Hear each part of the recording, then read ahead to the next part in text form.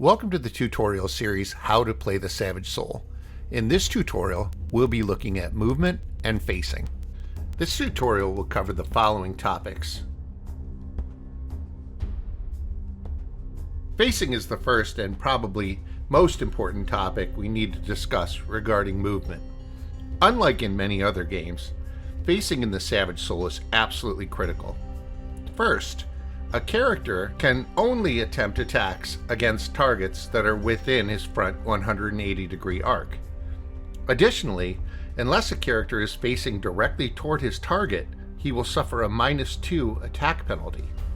And finally, barring some specific peculiarity, a character cannot attempt to block any attack that comes from his rear 180-degree arc, and will suffer a -3 dodge penalty against any such attack. So, attacks from behind tend to be very deadly.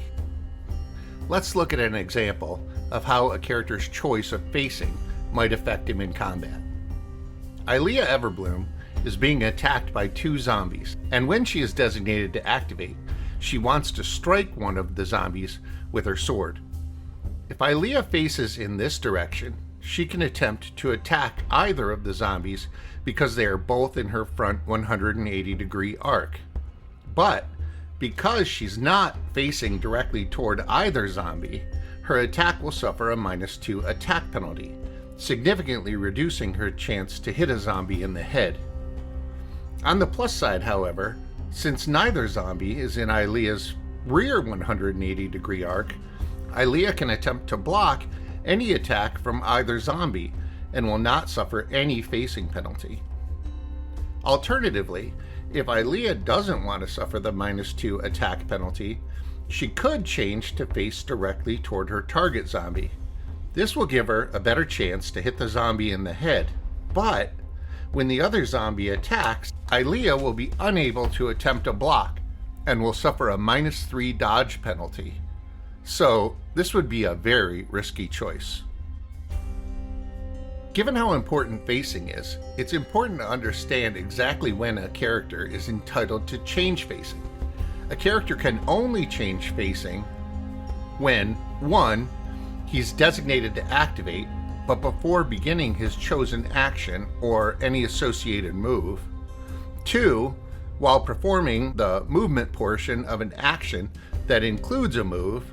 Or 3. When performing a reaction that specifically allows for a change of facing, such as face the foe or watch your back.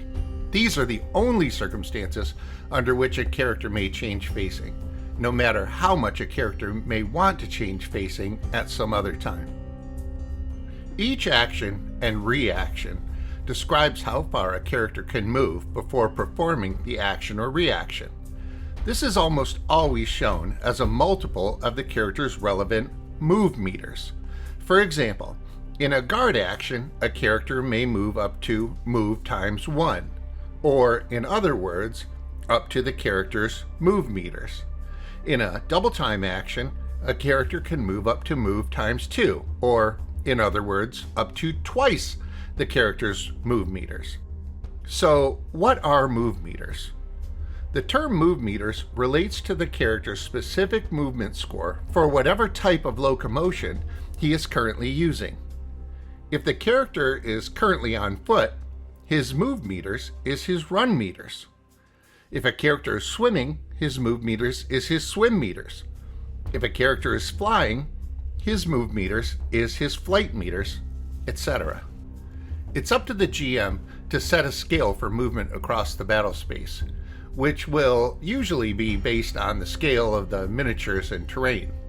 For common 25 to 32 millimeter miniatures, a scale of 1 inch equals 2 meters works well. So, assuming we're using that scale, and a character with run meters 10 performs a double time action, the character could move up to 10 inches across the battle space, which would represent a move of 20 meters. If an action allows for an unrestricted move, which is any move not specifically described as restricted or no turns, the character may change facing as many times as he wants during the move. but not after any related action is performed. So, for example, a move and shoot action allows for move times 1, which is unrestricted.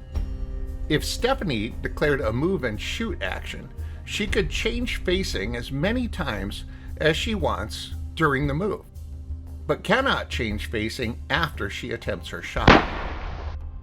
Unlike during an unrestricted move, a character performing a restricted move can only change facing by up to 60 degrees once during the move.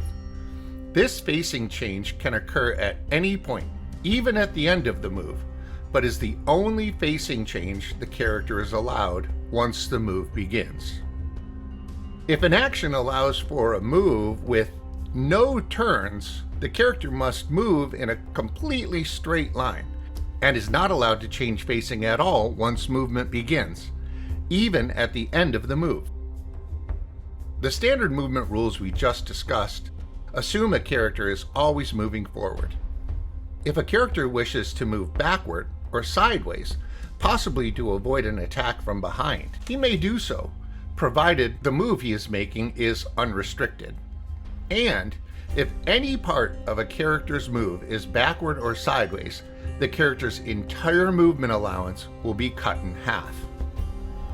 When a character becomes prone, he will enjoy certain advantages and suffer certain disadvantages as described in the combat rules.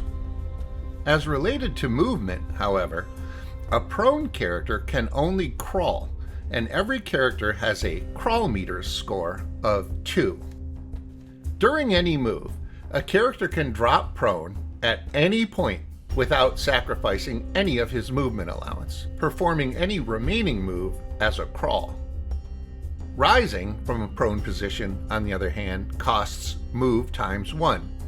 So, if the action a character is performing only allows for move times 1, rising from prone will require the character's entire movement allowance.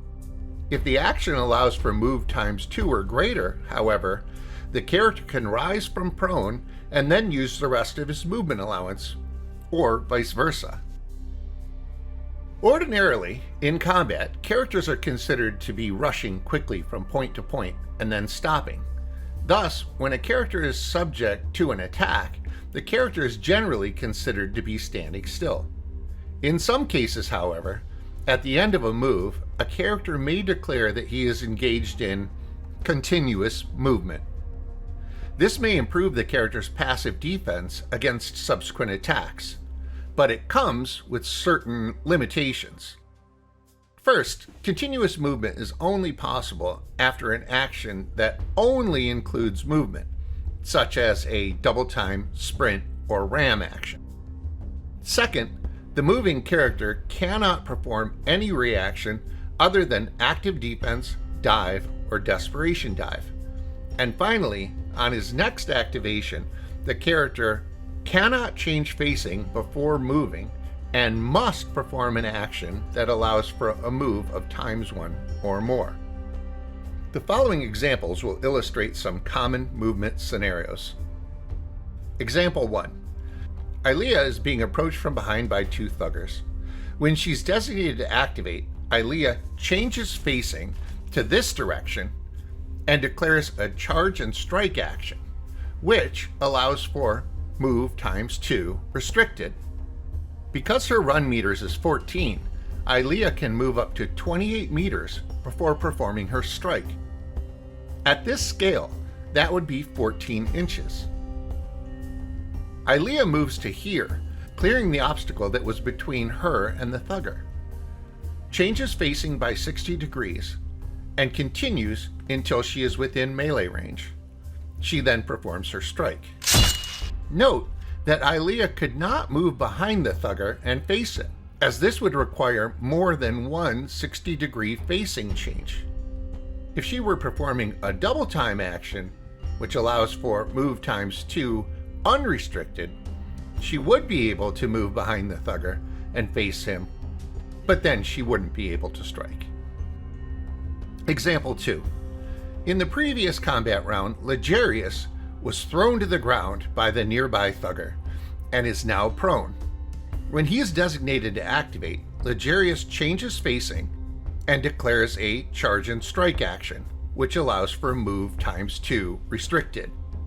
Ligarius spends move times 1 to stand up, and then moves his remaining move times 1 to within melee range of the Thugger.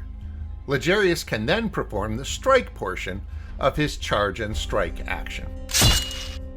Example 3. Hoping to make himself a hard target.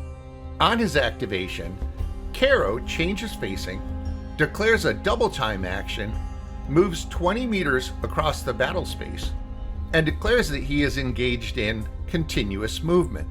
This will effectively increase Kero's passive defense by +1.